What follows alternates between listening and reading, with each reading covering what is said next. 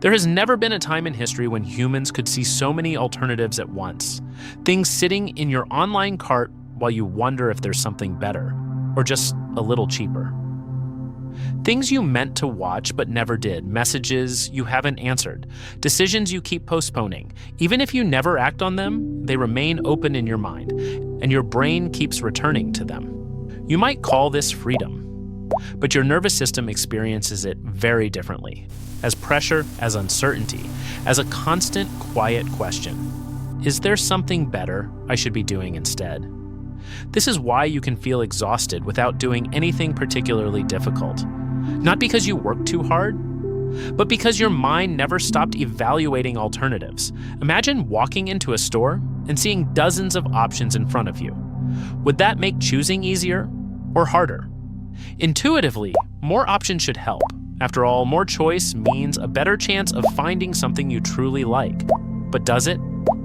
In a well-known study by psychologists Sheena Iyengar and Mark Lepper at Columbia University, shoppers were invited to sample jam. On some days, the display offered 24 different flavors. Crowds gathered, people tasted enthusiastically, but only about 3% made a purchase. On other days, the display showed just 6 options. Far fewer people stopped, but purchases increased nearly tenfold. The product didn't change. The price didn't change. Only the number of choices, and the same thing may be happening in your life, just less visibly. Every day you make dozens, or sometimes hundreds of small decisions: what to wear, what to eat, what to watch, whether to reply now or later, whether to keep searching or stop. Each choice seems trivial, but your brain treats them as problems to solve. By evening, many people feel drained, even if nothing physically demanding happened. Comparison consumes energy, but the deeper cost isn't just fatigue, it's regret. When you make an important decision, do you feel relief, or do you keep wondering if something better existed? Researchers studying decision styles have identified 2 general tendencies: maximizers, people who try to find the absolute best option, and satisficers, people who choose something that is good enough. Years after graduation, maximizers often achieve higher incomes and objectively strong outcomes. From the outside, they appear successful. But psychologically, the picture can be very different. On average, they report more stress, more second-guessing, and less satisfaction with their choices. Because when you aim for the best, every alternative becomes a possible loss. Instead of relief after choosing, your mind keeps asking, what if something better existed? And in a world where alternatives are always visible, that question never fully disappears. Choice stops feeling like freedom and starts feeling like responsibility. This effect becomes even stronger when decisions remain reversible. In another experiment, photography students selected their favorite image to print. One group could exchange their photo later if they changed their mind. The other group had to keep their choice permanently. Flexibility seemed like it should increase satisfaction. It didn't. Students who could switch later liked their photos less. Those who had to commit grew more satisfied over time. When there is no escape route, the mind stops comparing and starts accepting. Commitment does not just close doors, it quiets the noise behind them. Something similar appears in relationships. When people evaluate many possible partners while keeping the option to reconsider, satisfaction tends to be lower than when a clear commitment is made. Endless browsing keeps the evaluation process running, and evaluation never truly rests. Perhaps the most painful effect of excess choice, however, is what psychologists call counterfactual thinking. Your mind imagines the life you didn't choose, but it often imagines it at its best. The job you didn't take has no office politics. The path you didn't follow has no uncertainty. The relationship you didn't pursue has no conflict. Reality contains friction. Imagined alternatives do not. Over time, this creates a quiet dissatisfaction, not because your life is bad, but because an imagined life seems better. Modern technology makes this even harder. You don't just imagine alternatives, you see them constantly. Other people's achievements, homes, trips, relationships, milestones.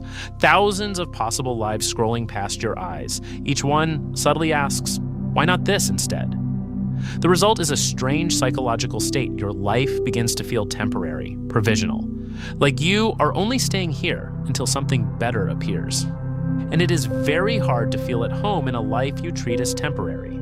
Of course, more choices are not always a bad thing. They can create opportunity, freedom, and creativity. But after a certain point, they also create noise. Because true rest requires limits. You cannot relax while scanning for better alternatives. You cannot settle while everything feels negotiable. Think about the last time you made a firm decision and stopped searching. Did it feel restrictive or did it feel calming? Strangely, many people report feeling calmer after making decisions that permanently close off other paths. Choosing where to live, committing to a partner, accepting a job, stopping the search. Not because the decision is perfect, but because the mental simulation of countless futures finally stops. Peace does not come from having every option. For many people, it comes from no longer needing to evaluate them. This does not mean every commitment leads to happiness, or that you should accept a life that harms you. It means recognizing that endless optimization has a cost: energy, attention, presence, contentment. There is a difference between a life that is forced upon you and a life you choose to stop renegotiating. One feels like restriction, the other feels like stability. Many people wait for certainty before committing to anything, but certainty rarely arrives first. Commitment often creates it, not because the future becomes predictable, but because your attention stops splitting between competing possibilities. You don't need the perfect path to feel grounded. You need a path you are willing to stand on, and sometimes losing options is actually gaining peace. Fewer doors to check, fewer comparisons to run, fewer imaginary lives to measure yourself against. More space to experience the one you are already in. A good life is not the one with the most possibilities. It is the one you can fully inhabit. So if you've been feeling tired, restless, or strangely unsatisfied, it might not be because you chose wrong. It might be because you haven't allowed yourself to stop choosing. You are allowed to close some doors. You are allowed to stay. You are allowed to stop searching, at least for now, not because this life is perfect, but because it is yours. And that can be enough. You don't have to solve your entire future tonight. Sometimes the kindest thing you can do for your mind is to stop asking it to hold every possible life at once. Take a breath. You're not behind. You're not broken. You're simply human, in a world where you can see too many doors at once. And it's okay to rest in the one you've already opened.